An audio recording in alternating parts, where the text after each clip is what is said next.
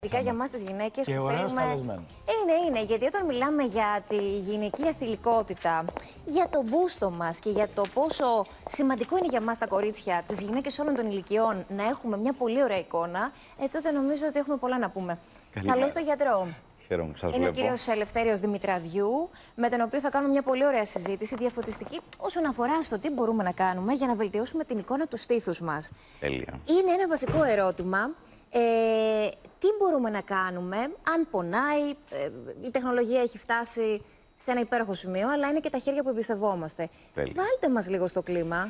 Καταρχήν είναι ένα καλοκαιρινό θέμα, διότι το στήθος είναι κάτι το οποίο εκτίθεται, ειδικά τώρα το καλοκαίρι. Στο δικό μας πολιτισμό πάντα ήταν προβεβλημένο από την αρχαιότητα, οπότε το στήθος είναι κάτι το οποίο ενδιαφέρει τις γυναίκες και ενδιαφέρει πάνω απ' όλα να είναι υγιές.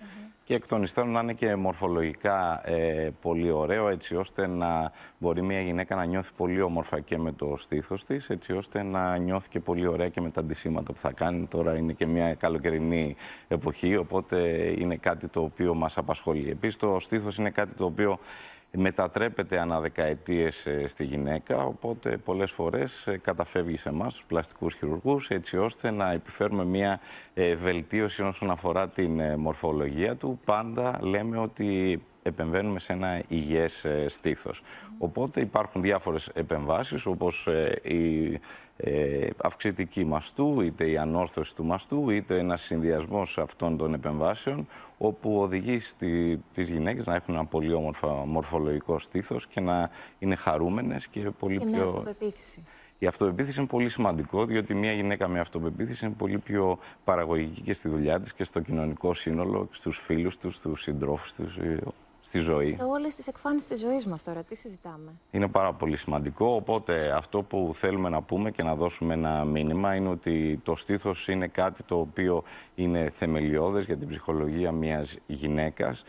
Θα πρέπει να μην νιώθει άβολα να ζητήσει ιατρική βοήθεια από ένα πλαστικό χειρουργό αν κάτι την ενοχλεί. Η τεχνολογία και οι σύγχρονες τεχνικές οδηγούν στο να έχουν μικρές αποκαταστάσεις αυτές οι επεμβάσεις και διαρκώς βελτιώνονται, συν του γεγονότος ότι οι πλαστικοί χειρουργοί εξελίσσονται και αυτοί συν την ανάγκη που υπάρχει στον κόσμο, έτσι ώστε να μπορούν να δίνουν ένα πολύ πιο ανωτέρω επίπεδου αποτέλεσμα. Και αυτό είναι πάρα πολύ σημαντικό. Και αντίστοιχα, είναι και ο ρόλος σας σημαντικός στο τι ταιριάζει στην κάθε γυναίκα, φαντάζομαι, καθοδηγώντας την και επιλέγοντας. Γιατί να μην φτάνουμε ενώ στην υπερβολή, αν σαφέστατα, η υπερβολή είναι κάτι το οποίο έχουμε πει ότι δεν τη θέλουμε. Πλέον υπάρχουν συστήματα απεικόνησης και σύγχρονα μηχανήματα τα οποία μπορούν να μας προσομοιάσουν ενδεχομένως τι θα έχουμε μετά. Βέβαια, αυτό δεν εξασφαλίζει ότι αυτό που θα δούμε όταν κάνουμε ένα σύστημα απεικόνησης προεγχειρητικά θα έχουμε κάτι και μεταγχειρητικά. Είναι ότι είναι εφικτό όσον αφορά το χειρουργείο να γίνει και πάντα προσέχουμε να είναι το αποτέλεσμα που θα έχουμε μεταγχειρητικά κάτι το οποίο θα ταιριάζει στη γυναίκα και δεν θα την εκθέτει. Διότι όταν ένα αποτέλεσμα μας εκθέτει, δεν είναι ένα καλό αποτέλεσμα. Το κρατάμε αυτό. Πάμε λίγο στο πρακτικό κομμάτι. Με ποιους τρόπους μπορούμε να βελτιώσουμε την εικόνα του στήθους μας? Ανάλογα το τι έχουμε να κάνουμε, διότι το στήθος σε κάθε γυναίκα είναι μοναδική περίπτωση. Δηλαδή, κάθε γυναίκα έχει ένα συγκεκριμένο στήθος, το οποίο συνήθως δεν υπάρχει σε άλλη γυναίκα.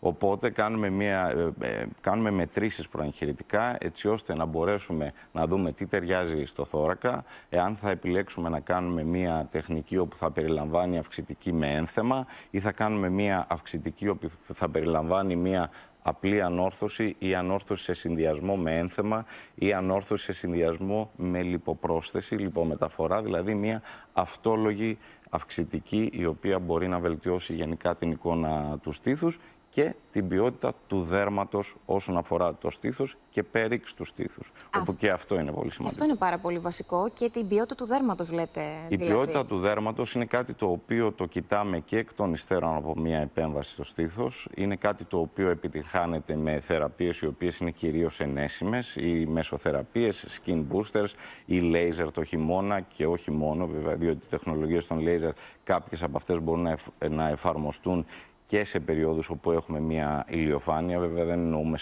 τον Αύγουστο ή τον Ιούλιο, αλλά κοντά στο καλοκαίρι. Είμαστε μια χώρα όπου έχει πάρα πολύ ηλιοφάνεια, οπότε και αυτές τις θεραπείες τις έχουμε προσαρμόσει στην ηλιοφάνεια της χώρας μας.